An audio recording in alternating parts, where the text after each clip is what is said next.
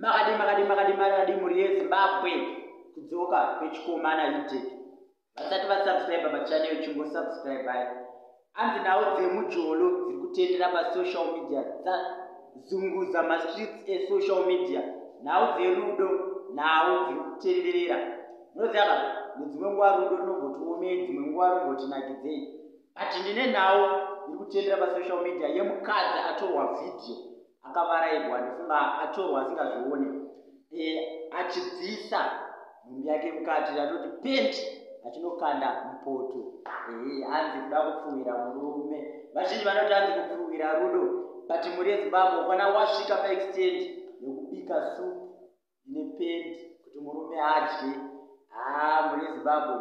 So vasati vasubscribe chingosubscribe pamai channel, then mobva mandipo comment section ndichitoda kuona kuti munoonawo zvipi muri yeZimbabwe. Varume ndo zvatiri kuitwa vazhinji, vakadzi mauraya varume, vakadzi manyanya kupfuwira varume.